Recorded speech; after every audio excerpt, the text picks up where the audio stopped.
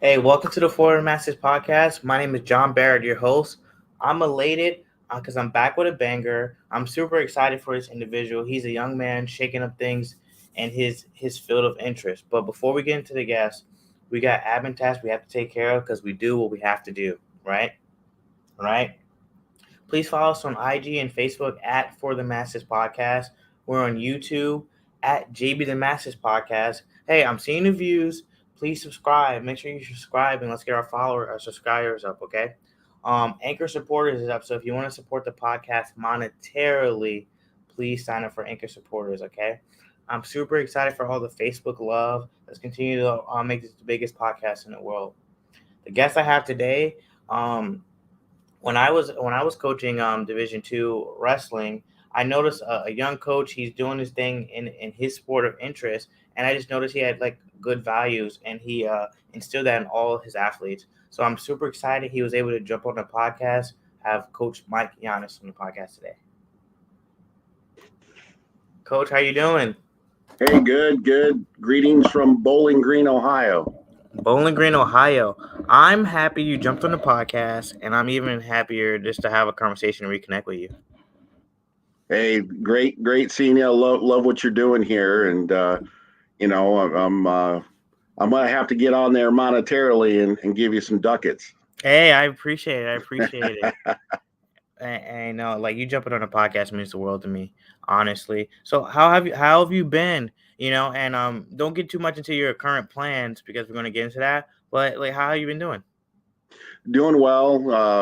Currently sitting in my childhood home, Wow. and kind of getting moving back here to the Toledo Bowling Green area. My dad, who's aging, asked if I could take over the house. So it's been a labor of love, and chickens, ducks, out in the country. So breathing that fresh air right now. No, I understand that. I mean, I think that's super beneficial. A and B, like that shows a lot about your heart. To like do that at this point in your life. Yeah, well, thanks. Yeah, missing everybody. Formerly coaching at Wheeling. I miss the family over there, and continue to connect and yeah, with coaches and players and whatnot. So, and you. Yeah, most definitely. It definitely was a family, and there were some aspects of the family that I loved. And I want to talk about with you because I noticed that some things you just fell in line with, and then like you were doing your own even in the summers, and I think that's how we kind of grew closer. But for everyone listening, Coach Mike Llanas, um, where are you from? Like, how did you grow up? Like, did you grow up in the country? Did you grow up a country boy? Yeah, so born in Toledo, uh, was actually in was an orphan growing up, and Really? uh, was a uh, was a ward of the state, if you will, and um, uh, was in and out of foster homes, and at 3 years old, a family from Bowling Green took me in, and the rest is history. So, grew up. I was born in the same hospital as we in Ohio we call the team up north. Uh, the head coach of the team up north. He was born in the same hospital, and actually Urban Meyer was born in the same hospital as well. So, but yeah, so very humble beginnings, and I'm proud to call Bowling Green home, and literally these four walls home, and I have a very loving family. But coming back, helping support my dad, and first and foremost, mother's passed away. But when you're in college athletics, it's there's a lot of sacrifices being made, as coach, and a lot of from recruiting to coaching, early mornings, late nights, scouting reports, and where where coaching takes you. It's not convenient Yeah. always, especially when you aspire to be a college coach to stay close to home. Now, most definitely. I want to say that like that's a testament to you and like everything you're able to accomplish up until this point in time. I had no idea. That's phenomenal. Yeah, it's something that even not something you're always comfortable talking about. Yeah. But as I reach out and I'm teaching teaching kids as I did back in Wheeling over the summers, special needs and kids, you learn a little bit about yourself and how to face yourself and kind of deal with your past. So that definitely was an eye opener for me. So, but um, you know, uh, you're always learning. You're always learning about yourself, and some of those cloudy days and cloudy moments, to be able to shine some light on those and to be able to face them and they're a part of who you are and from from that to just in embracing my ethnicity and I'm African American and Mexican American. So some of the things that we did over at Wheeling with the Martin Luther King committees and having a forum was important to me personally. Now, most definitely, and I knew immediately when you got on campus that like you were interested in those type of things.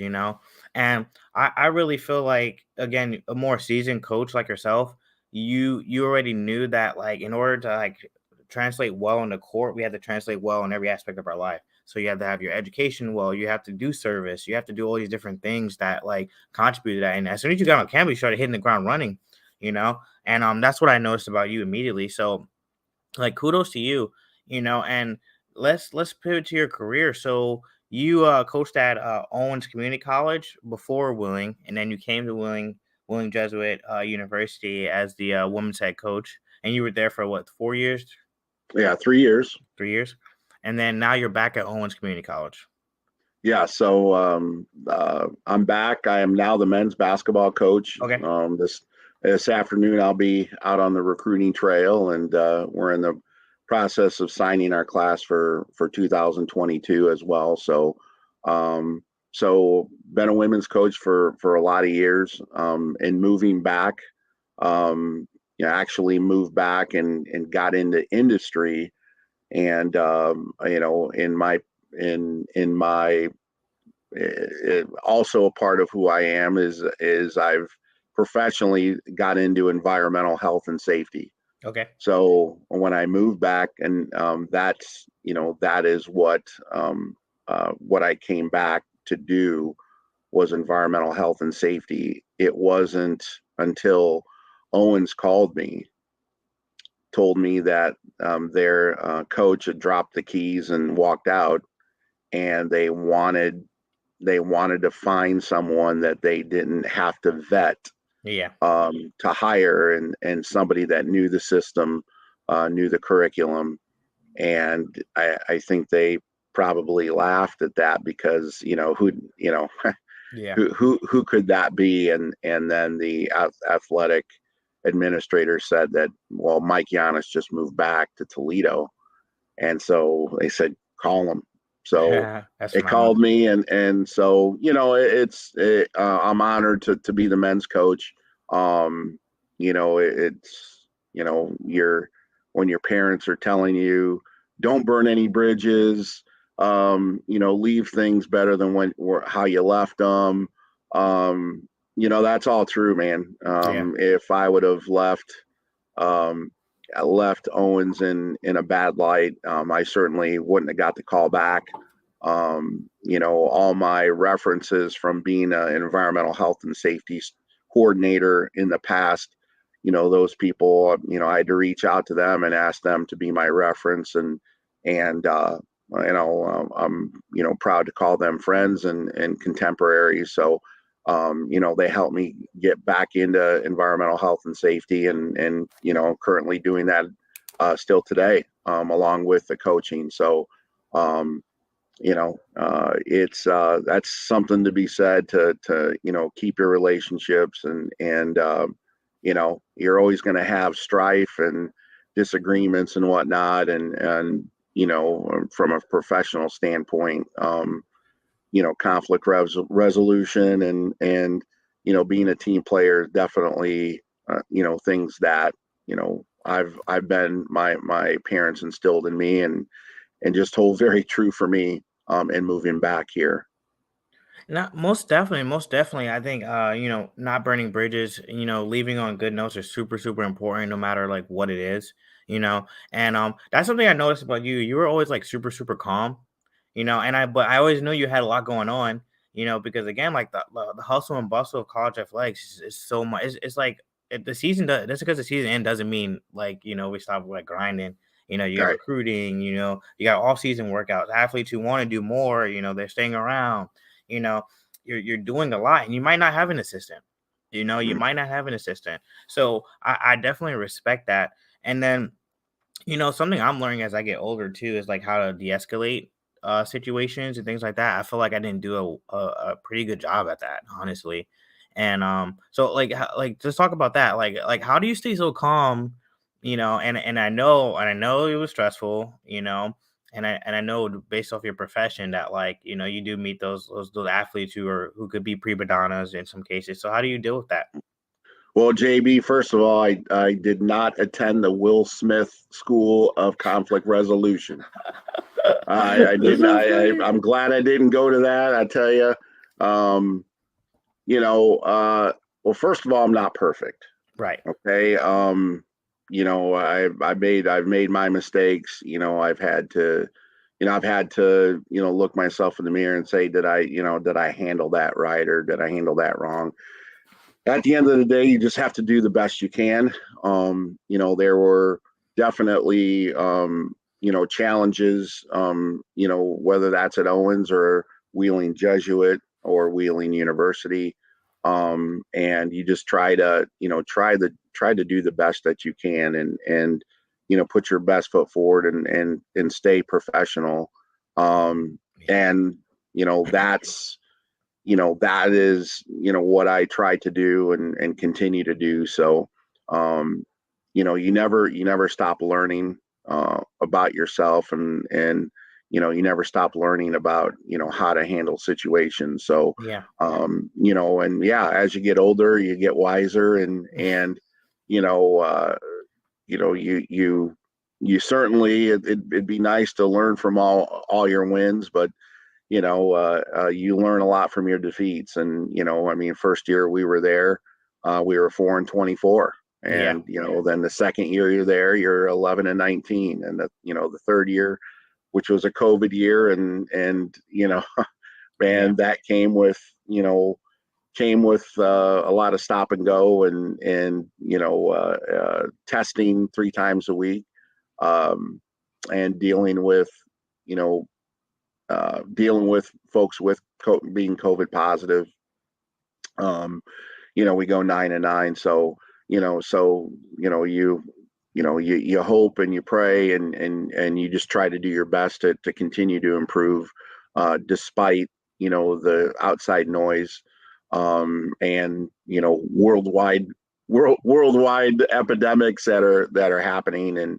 And so, I'm proud of the fact we were able to do that. There's some great things that came out of that,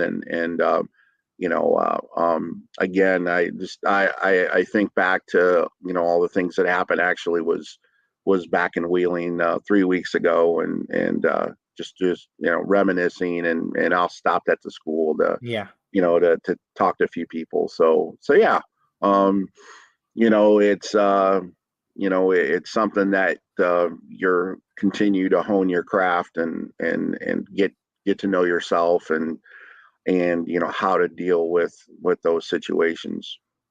Now, most definitely, most definitely. I think for me, it was like learning how that it's okay to like not be the aggressor, not to like, defend yourself, not to, tell people what they did wrong. Just like take the super humble approach is like always better because like I think when people usually are getting angry or frustrated, it's because they're getting like that for a reason, something that happened that they felt like they did wrong, or and they're really trying to get some help or some input, Yeah, and yeah. I and mean, it's you no one wants to be weak, yeah, and that's tough. And I guess that's the difference between immaturity and maturity, yeah. and someone, and that's professional. So now when you're at home, you know with your kids, it's in you're in your domain, and you may handle things a little differently. But even at home, I'm like, wait a minute. So I'd be going off the handles, or should I handle this the way I handle my team and the way I handle things, things at work. So again, it's like, when you're at home with kids, you're like, you tend to, second guess the way you handle your children as well. Um, so it's, yeah, always learning. No, absolutely. So let's pivot here. What sparked your interest to want to be a coach? Like to like what did you develop that passion for? Because I know a lot of people like, they participate in athletics, and that's where they're passionate about. But very few are actually passionate about like coaching and I get more of a more energetic, more anxious like coaching than I did as a competitor, and it's way more reward as a coach, especially in the back end of the careers or when they matriculate on. So let's talk Yeah. about that. Like, what's your passion looking like now? Well, growing up in high school, of course, played basketball, and Mhm. just loved it. Loved it. My coaches, and ran track, and just always connected, still connected to my high school coaches, and actually, to get things started, JB, I never went to a girls' game in high school. Yep. Okay, never. They practiced before or after us, and I just never went. And my I had one day to ask my parents for the car to go on a date, and my mom said, "Yeah, you can borrow the car tonight on one condition: you go to your sister's eighth grade basketball game." And never been to her game either. So I go, all right, so here we go, 8 o'clock in the morning. We go, and she's playing CYO basketball, and they back then they turned the heat down in the gym, so you're in there at 8 o'clock, and I got my leather jacket on, but here's my sister and her teammates out there with shorts. They're freezing, Yeah. and they start playing, and JB, right away I was like, well, they have talent, but their coach sucks. Yeah. Yeah. Yeah. um, and my mom said, well, why don't you ask to help? And I said, well, I don't have time for that. I'm playing varsity basketball. I'm going, I'm in high school. She said, we'll make the time. Go, why don't you go ask to help? I said, okay. So went down after the game, and asked the coach, who was a college student. Hey, can Oh. I was Okay. a college student at Bowling Green State University, and asked if I could help. And she said, yeah, as a matter of fact, you can take over the team, and what I'll do is make sure that I can coordinate the rides for the team to the games. So in getting back in the vehicle, my mom asked, well, what happened? I go, well, I guess I'm the coach now. Yeah. So the first day I was nervous, and I got the whistle, and within 5 minutes I fell in love with it. And so I have to thank my mother for pushing me into getting started. And of course, my sister wasn't very happy. She, like, you know Mike made me run today. I had to run, and now I feel sick, and that was rewarding. I ain't gonna lie. Hopefully, she doesn't watch this. That's awesome. So, but she's proud of the fact that she was on my first team, and that team ended up, going on, and we were from Bowling Green, but we played in a Toledo league, and we were runners up in the league, and that got us into a state tournament. Got in a state tournament and made a really big run. So that was rewarding to see that what we were doing and what we were what the from plays to strategy. Wow, this stuff works. Yeah. I'm and it, that yeah that rush and reward. So I could actually apply what I was learning in high school, to that eighth grade level, and just continued to, got left and went to college for a couple years, came back and then started coaching again, started off in CYO, and as those players moved on, um, the high school coaches asked me to come in and help with camps. They then asked me to become an assistant coach, and from an assistant to that grew into a varsity job, and then just got more and more involved on the travel circuit with AAU, and then eventually, got to know college coaches. They were recruiting my kids, and still great friends to this day, all those coaches, and which led to the appointment at Owens. Man, that's phenomenal. That's phenomenal. And that's a blessing because unexpectedly, you started coaching and now, years later you're still coaching. So like what are your staples of coaching? Like what do you try to instill in any program you go to? Well, the sense of team. First of all, I don't. I've heard so many horror stories about coaches, and Yeah. um, and about just being always right, Yeah. and not listening, and not taking input from their coaching staff. So I've really wanted to involve my first and foremost my coaches, and develop someone into that captain to lead, Yeah. and listen to that person. So I try to be a player's coach. I'd like to do that, and get really try to get one of my players to to I want someone as in a leadership position to emulate that. Someone that can listen and hear all the drama and sort it out, and bring what's relevant to the staff. There's always chatter, JB. You've Yeah. been in the locker room that doesn't need to necessarily hit the coach's table or coach's ear. But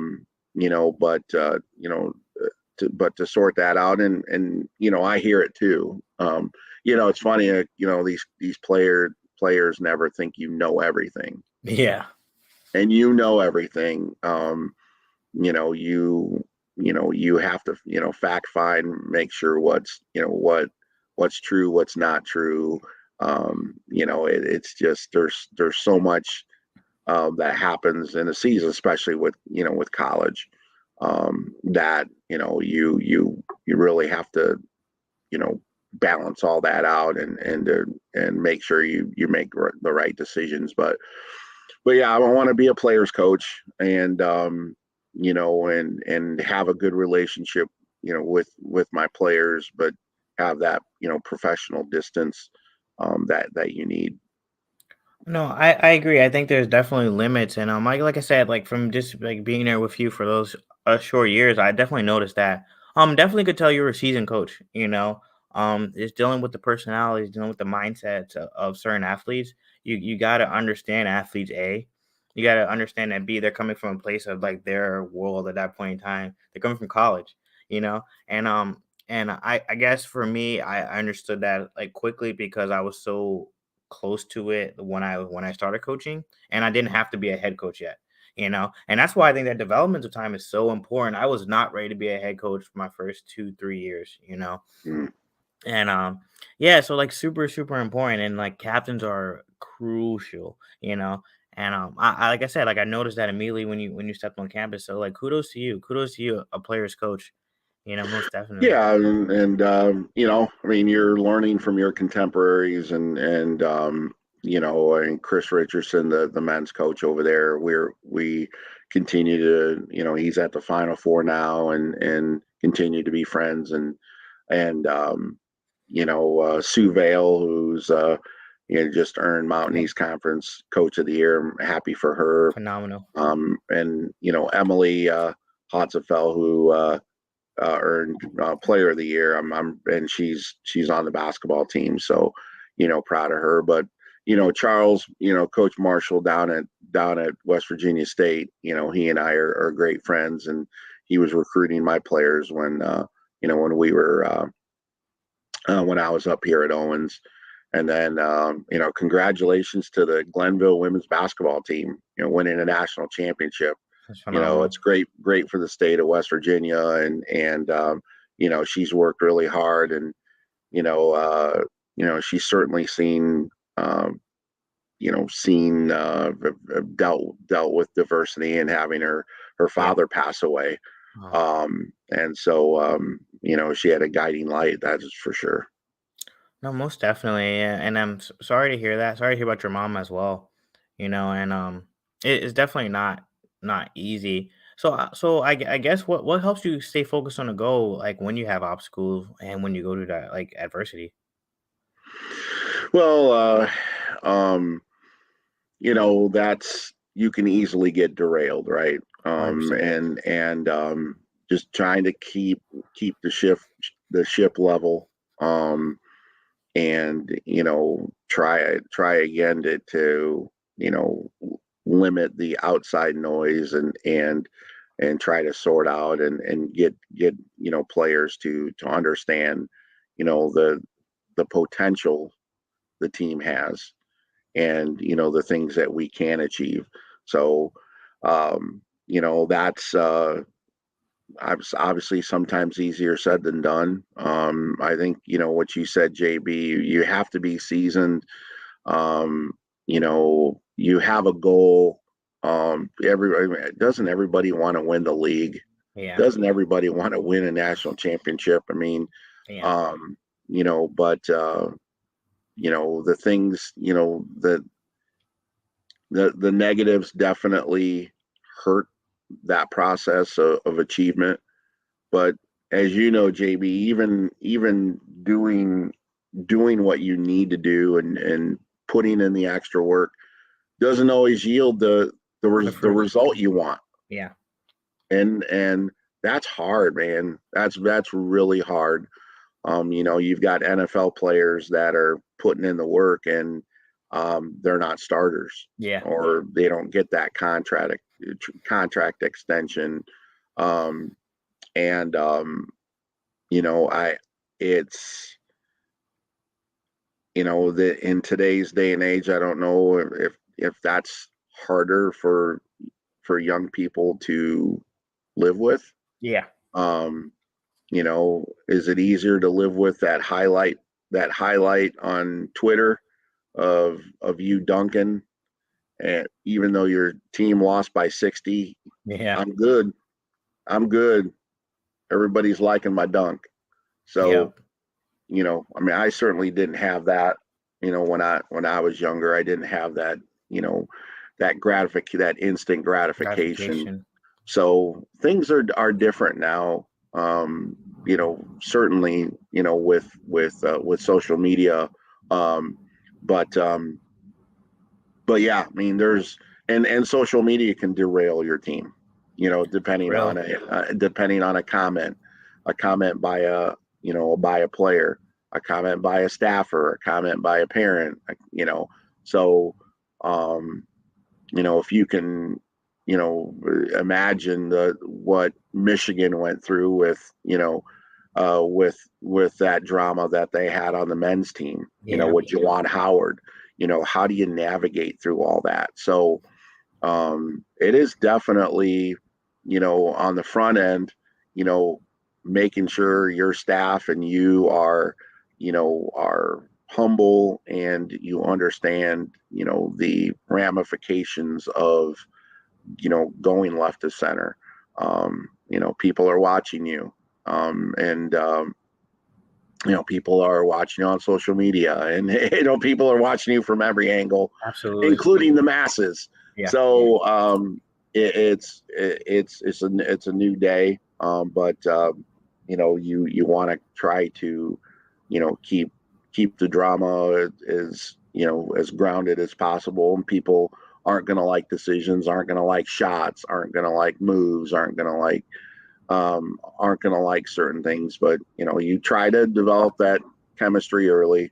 We're certainly trying to do that here at Owens with our workouts and using social media and using group texting as a method for these kids to get along. So yeah, it's a very loaded question, right? Even JB, as you from being a player to today. I mean, social media is Huge. it's different. It change.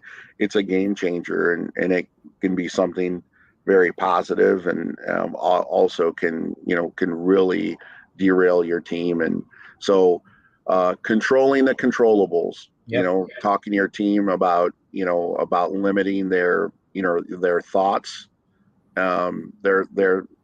their actions. They might not limit their thoughts. You can go into the bathroom in your dorm and scream and Yeah. scream to the hilltop, but to actually put that onto social media is it it lets the public poke and prod it, and it becomes much bigger than what it should be. No, I agree. I think social media is like it definitely is a game changer, and for the positive and sometimes for the negative. I think your asset that I noticed with you immediately was the fact that you kept your athletes engaged consistently, and you developed them like off the court in a sense of like service. And I think me and you got close because in my role I just noticed you always, brought like or at risk or people in the kids in the community. You brought them to help like do service, even if it wasn't your own athletes. So let's talk about that, the role of service in like your coaching style. Yeah, I mean that's service with and among others is the credo, the motto of Wheeling. But it's and being interviewed, initially that was asked of me, about service. So I wanted to make sure that not only were we doing the kind of the status quo service, but that I as a coach was going to put myself out there and get involved. So we for several years I was involved with Goodwill, and Yeah. bringing Goodwill had a program where they would bring at-risk kids to learn about um, job skills, um, life skills, and job skills. So, we were, with permission from the university, we were able to bring those kids in, and they were doing different tasks there on campus, and but they were also learning about how to count money. Yeah. They were learning about the golden rule. Yeah. They were learning um, about resume building, and so there it was, obviously very rewarding for me. I want to be different, and I wanted to set an example, for the other coaches, and you know, definitely learned some things about myself. I mean, I, coordinated with them, and with Goodwill, and we had to sit down months in advance to talk about these kids, Yeah. what made them tick, what they're, you know, either whether it was a physical deficiency or a psychological deficiency. And, so I had to understand that before I could, even start to deal with them. So, some of them you could be direct, some of them you couldn't be. So, Yeah. um, you know, but, JB, isn't that true with your team? 100%. Is, 100%. yeah. Isn't that true in the classroom? When, Yep. that first day you're in class, that that instructor is feeling the room out. Yep. Who the talkers are, who the silly one is, who's the quiet one, who's the one that's going to engage, every time there's a question asked, and who's on their phone all the time, who's late. Yep. So, that's the same thing with me with this group. And it was laughable to think, man, this is very similar to the team in some respects. Those Yeah. fundamentals, are the same. You're getting to know your team, as much as possible before you even get them on campus. And so whether it's an instructor, or whether that's a coach, or whether that's an athletic director, getting to know me, getting to know their staff. I mean, it's those fundamentals are the same. JB, you served our country, Yeah. and there's there that I've of course never served our country, and some of that is, in the military, you try to get, we're trying to get all that drama and all of Yeah. that. You're trying to streamline, Yeah. or we 100%. are. It is streamlined. So, there is no slouching. There is no being late. There is no, there are no uniform issues. Yep. Um, you know, uh, somebody's coming into practice and has their, we're all supposed to be in red, and somebody's got white. Why you got white on? I just like white. Well, get on the line. That doesn't happen in the military. So, I mean, these kids had a dress code, Yeah. and but there are also some challenges at home. And they, as much as the program talked to the parents about not wearing shorts to work, you know, lo and behold, here comes somebody with a pair of shorts. Yeah. So, so yeah, it's but I learned a ton. I'm still friends with the director and the folks that I worked with at Goodwill. I'm very proud of what we did, and actually in year two of working with them, COVID hit, so Yeah. we actually had to help. We as a team at Goodwill developed um, a virtual curriculum. So so the team, that there was the team got involved virtually. Business folks, would get on, just very similar to what we're doing here, to talk about what it takes to get into hospitality management, what it takes to get into manufacturing. We had hairdressers on to talk about what it takes, to get into that industry. So, along with admissions folks from Bethany, West Liberty, and of course Wheeling. So it was a great experience.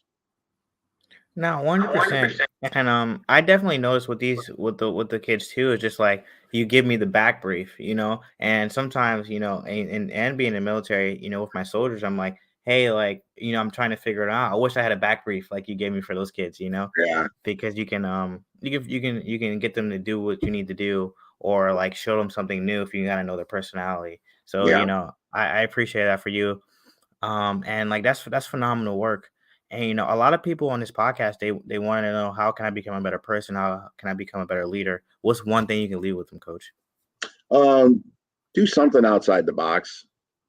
Um, you know that uh, that really, with community service, I would get involved in something that makes you isn't comfortable. Yeah. um you know uh you know whether that's working with Goodwill. There's the Appalachian Institute. There are definitely a ton of church organizations and to get involved with. But to get outside your comfort zone is it's eye opening, and you learn something about yourself. um we've gotten comfortable, we being at home with, we wanted to you know get home and be as comfortable as we can, because we're at home and Yeah. Netflix and whatnot. I don't mean uncomfortable. Instead of watching Netflix, you're watching Disney. Yeah. That's not what I'm saying. So, um, you know, um, not everybody can move. When you move, that is, you learn a lot about yourself. I mean, moving to Wheeling was, and moving my family, it was a phenomenal learning experience. But, to be able to work within your geographic area, and to work with a different group is, you know is very important. And um, and also working with different, you know socioeconomic groups, and Yeah. and let's let and race. Okay. um you know I you know I, I'm proud to say that my wife's working for a homeless shelter in the inner city of Toledo, Ohio. Yeah. And so, our family literally is working, with, every ethnic group: black, white, rich, poor. And homelessness doesn't doesn't uh, Discriminate. doesn't discriminate, right? So, I mean, I'm able to today, and later on today, my wife will be involved in a walk for battered women. Yeah. So we're talking about that every day. Not everybody has that ability to do that. Um, so getting outside of your comfort zone and getting involved in something that is outside of your comfort zone and outside the box and is safe. Yeah. Now, um, don't join a cult for the weekend. You Yeah. you you might be staying a while, Yeah. yeah, type of thing. But you know, and so yeah, that's super important. No, most definitely, and that's something I noticed about you. Like your service opportunities were out the box, and like really went to a need that like I don't think we always address, especially with the type of service we did. Yeah, we went out and helped the marginalized, but man, you brought them on campus. Granted, we needed help like doing things around campus, but these kids might not have like seen what college looks like before, or Mm, met college students, or what's. Oh man, you guys have activities on campus? Like you guys just don't go to yeah. school and like chill out. So I think that was like a phenomenal experience. And so coach, where can people find you if they have questions, or if they say, hey, I want my kid to be coached by Mike Llanas? Where can they find you? Well, they can go to owensexpress.com. That's there's obviously the school's athletic page. Hmm. I'm on social media. Mike Llanas. I've never had to throw out my stuff. Your I gotta app. get, I gotta make sure to remember that. But Most but definitely. definitely owensexpress.com. And we're actively looking actually down in that area for recruits. I mean, my eyes are open to Southern Ohio and West Virginia.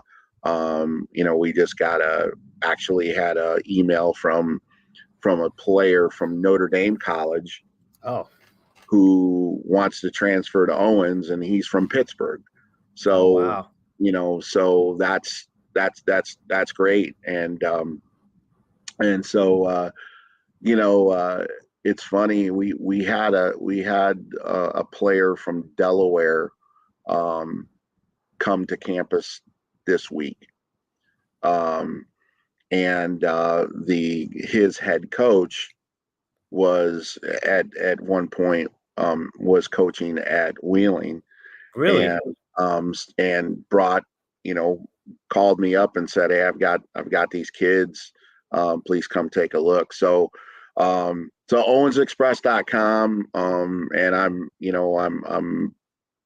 very obviously, from people who know me, please get a hold of me on social media. But for anybody that's listening, I mean, I'd be glad to interact and talk to you. And you're going to might ask me questions, but I want to learn about anyone that's listening as well. So um I appreciate the opportunity. I'm really happy you're doing this. I'm proud of you. I mean, there's definitely people that get involved and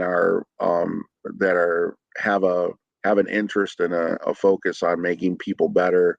I gravitate to. Yeah. And so, make no mistake, what you were doing, on campus interests me. Yeah. So, that's, so, somebody that's, clocking in, going to work 9 to 5, and doesn't like interacting. I don't like those folks. Yeah. Matter of fact, and I think you're very much like this. People like that, I tend to disturb. I Yeah. tend to talk to. You know, Yeah. well, good morning. Oh, good morning. No, Come I'm on the same now. way. Same Come way. on now. Don't be. If you're like that, stop. I mean, do we all want to have to, you know, go to a 9 to 5 job? I mean, is that really what we want to? Yeah. Yeah, I'd love to work from home too. Yeah. But I mean, if you want to be an entrepreneur, there's certainly opportunities for that, and you can work from home. But if you're going to, work in an industry and you know, be on a board, white collar, blue collar. You have to interact with your employees, and you need to interact with your coworkers. And for goodness sake, if you don't like people, don't get into coaching. Yeah. Um, Yeah. with community service, with media, you need to have a presence about yourself, and JB, you certainly are that. And I love what you're doing, and proud of what you're doing, and I want to make sure that we stay in touch. Hey, most definitely, coach, and I appreciate you, and that means the world to me. And I agree. I like I said, I think I learned this from coaching. I learned this after competing, but just being excited for the opportunity. Just being excited for the opportunity, of whatever I'm doing. And I'm super grateful and I'm blessed, and it's only God. So I appreciate it, and it seemed like you have similar insight. Well, good, man. Hey, yeah, God bless you, and keep it up. And most definitely, it's gonna be the biggest podcast in the world, coach. That's what I'm talking about. That's what we strive to do. Absolutely. And hey, thanks, coach, for jumping on. It means the world to me. You're welcome. All right. God bless. I thought, coach. Wow, Coach Mike Llanas was a phenomenal, phenomenal spirit.